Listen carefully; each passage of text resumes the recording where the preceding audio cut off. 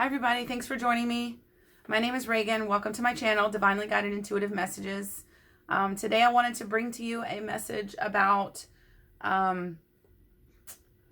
okay, y'all ready for this? All right, so meditation, masturbation, and pussy power. Okay, for all y'all females out there, y'all know what I'm talking about. And if you don't, let me explain it to you. Okay, so meditation is a really important thing for us to do to connect with our body and our mind and our higher self and our guides, right? So we're all born psychic with psychic abilities. Some are more developed than others, and some people are, more encouraged or less discouraged than others throughout their life as a child in order to experience and express these things openly. So society has conditioned us to think that these things are,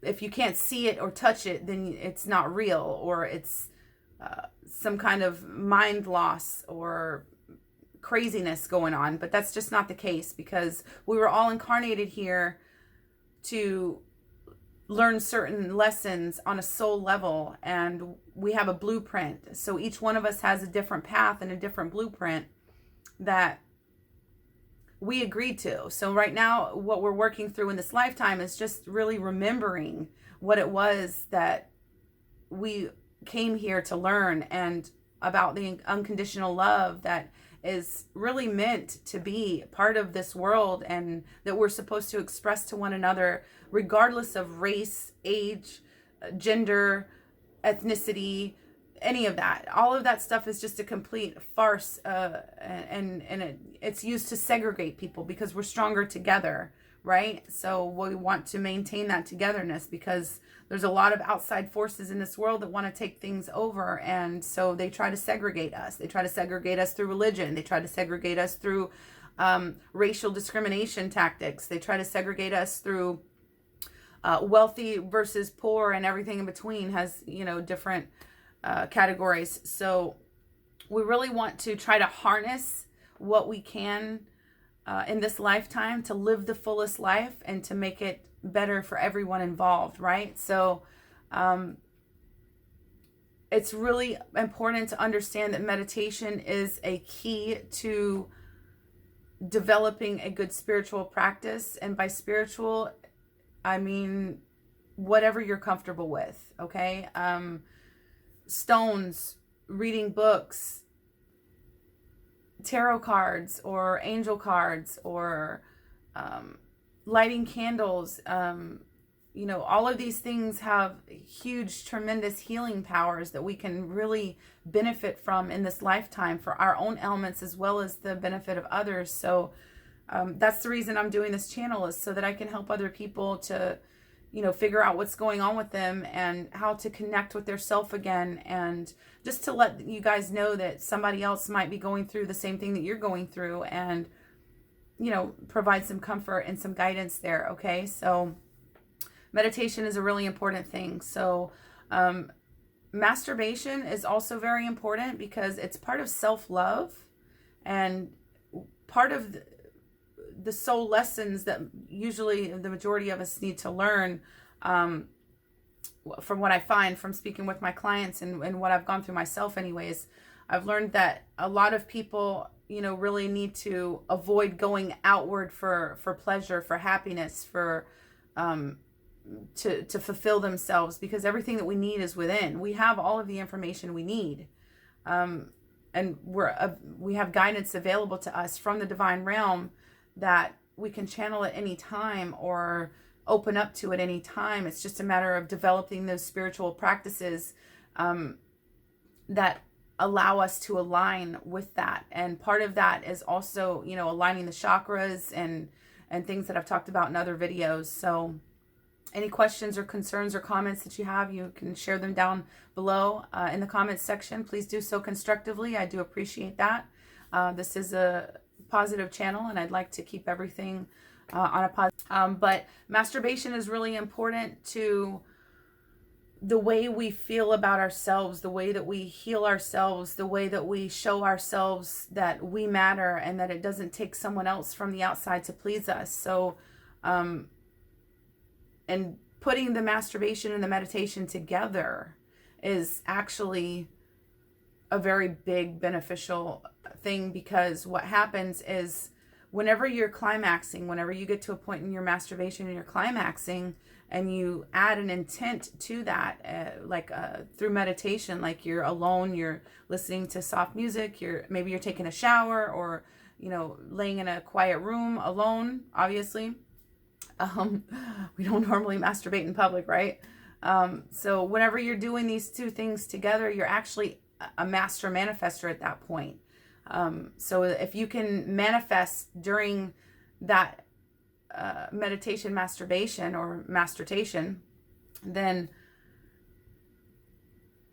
as long as you're keeping your thoughts positive through a high vibration, which is also important with the nutrition and the water intake and being out in nature and grounding yourself and things like that, then you're really going to be able to manifest everything that you want in your life, because we are co-creators with the universe, right? We are not just given this list of things that we have to fulfill in the lifetime. We actually are supposed to take part in this lifetime and benefit as many people as we can, on a global scale. We just have to balance those dynamics and show our self-love. Sometimes we get overzealous and we care more for other people, and we always put our stuff off as caregivers, and that's just not the way to go, because what happens to them if something happens to us, if they really do depend on our care, like small children or elderly people, what happens to those people that we're responsible for, that we care for, if something happens to us? So what we want to do is just make sure that we're maintaining a healthy level of self-love and compassion for ourselves and forgiveness. And the easiest way to raise your vibration is to masturbate. I mean, that's quite frankly the truth, as I've found it anyways, with the people that I work with and myself included. So now the power of the pussy. Okay, so it's not necessarily just sexual related, okay, because there's a lot more to sex and intimacy than meets the eye. Yeah, you're attracted to that person physically, but are you attracted to them mindfully, based on your future goals and aspirations that you have for yourself? Are you aligned with that person well enough to be able to enter into a beneficial relationship with them? And this is really something that guys need to pay attention to too, because whenever I see a man, yeah, I might see an attractive man and I think, oh wow, I'd like to talk to him and meet him. And then when I get up close and start talking to them, it's like, whoa, not gonna have it. You know what I'm saying? Because the mindset just isn't there. And it's important that we balance these things, because what you skip now will trip you up later. And by that, I mean making decisions for now and saying, oh, well, it's okay. I don't mind if he does that, because it's not that big a deal. It's better than the last person. And, so we tend to compare people and situations, and we think, oh, wow, it's so much better than the last one in this sense. So, I'll just take what I can get. But that's not the way we should look at things, really. We should look at things from a perspective of what they bring to the table and what I bring to the table. Does it align, or is it more or less on either side? So if there's too much of a difference, then it's just going to be for a disoriented, unhealthy relationship, right? So we want to make sure that we're choosing partners not only based on physical appearance, but also, are they going to be a good mother? Are they going to be a good father? Are they going to be a good partner? You know what I mean? Are they somebody that I can talk to? Can I be myself around them? Or do I feel like I have to behave a certain way because I'm walking on eggshells, because I don't know if they're going to love me if they know the real me? Well, maybe that's just not the person for you. And I guess same thing goes for friends or family members or whatever. We can still love people down the street. They don't have to be right in front of our face in our home all the time, right? I know from experience from my ex-boyfriends, I mean, I still care for them, you know, it just didn't work out for one reason or the other. We both had a lot of issues and we had things to heal, and we outgrew each other. You know, sometimes people are brought into your life for a reason, a season, or a lifetime, and you don't make seasonal people with long-term plans. You know what I mean?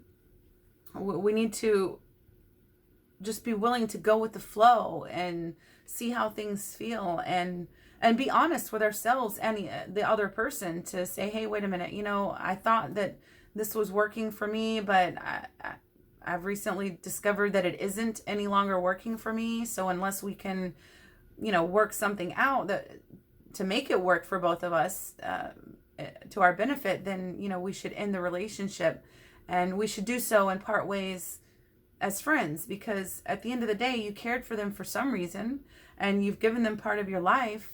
And even if you never see them again, you don't want the bad blood to be there. You know what I'm saying? You want to leave a job with a good reference. You want to leave a relationship with knowing that you did everything you could to make it right, and whether or not they're able to accept whatever happened or their part in all of it is not your problem, right? So that's where I'm coming from when I'm talking about pussy power, because really it's up to us as women to really dictate to men these days that times have changed. The man's role is not the same as it once was. Us women have taken over a large portion of, you know, bringing home the bread, and the men are sometimes stay-at-home dads. I mean, the roles have completely reversed in some situations, in some cases, from decades ago. So we really want to harness our self-worth and our self-value and validation from within and from above, because we're able to be stronger, more manageable, more workable, happier, and more fulfilled partners that way. And what does that make us as parents? More happy, fulfilled, and determined to be good parents. So first it's about healing the self and taking care of the self, and then we can start to help other people and hopes that they will benefit from some of the things that we share with them or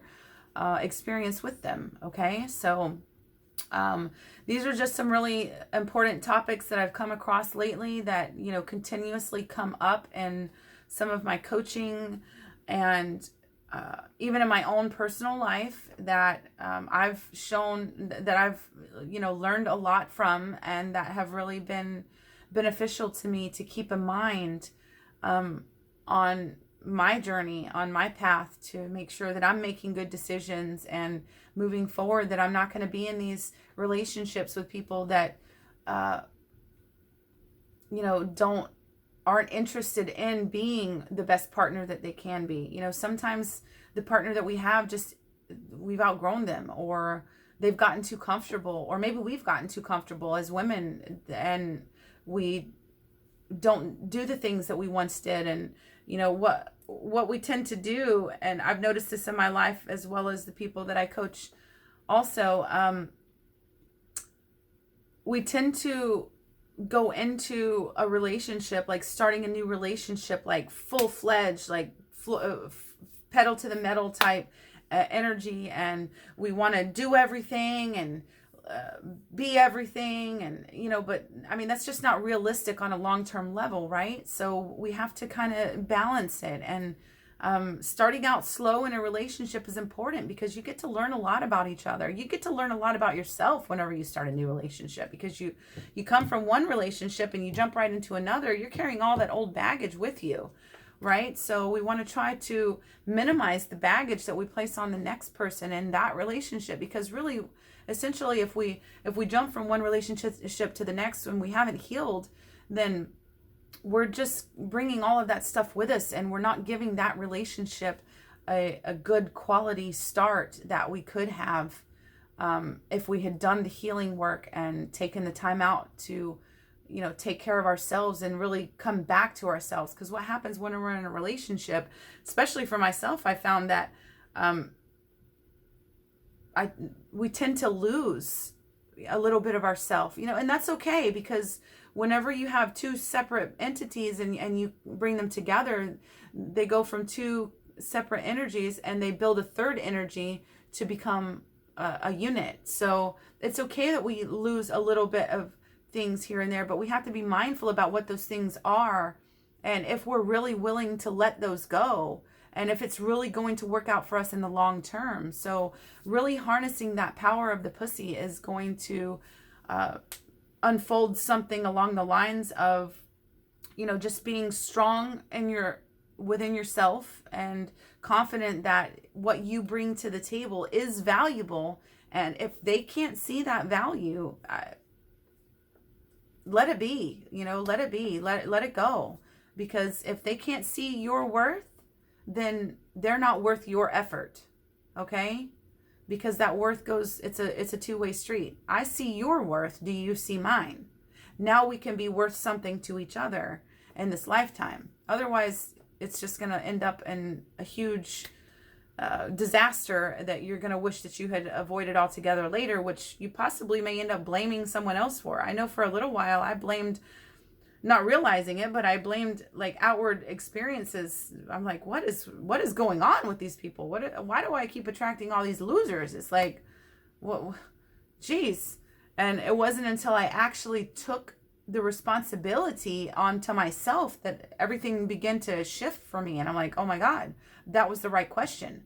What am I doing that I need to change? Because the common denominator in all of these situations was me. So now I've healed a lot of my chakras, and my soul lessons are going very smoothly along now. I find that I get a completely different response from people. I don't rub people the wrong way. I don't come across like I know everything.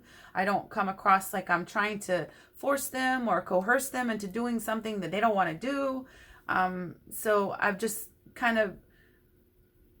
I've learned to spread out the passion a little bit more instead of just throwing it out there right in the beginning. You know what I mean? Because a little bit and a little bit and a little bit, gradual progression is really the way to go whenever you're trying to coach people and get them to understand that you're not trying to take over or tell them everything that they were doing is wrong, or, you know, change anything about them necessarily. It's their job to change things about themselves in their own life that they want to change. So what I do is really just help people to understand that they can go back and ask themselves and wait for the answer.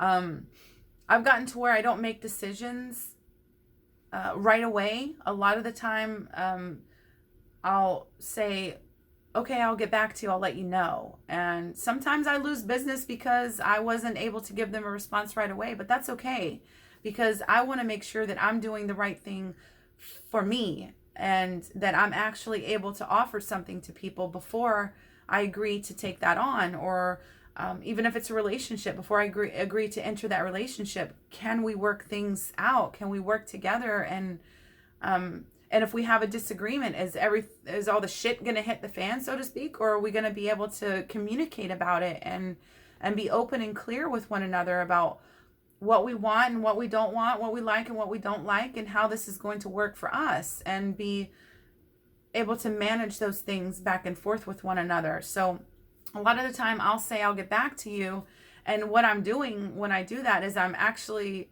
giving myself an opportunity to find out what is the best course of action and what I will be happy with long term.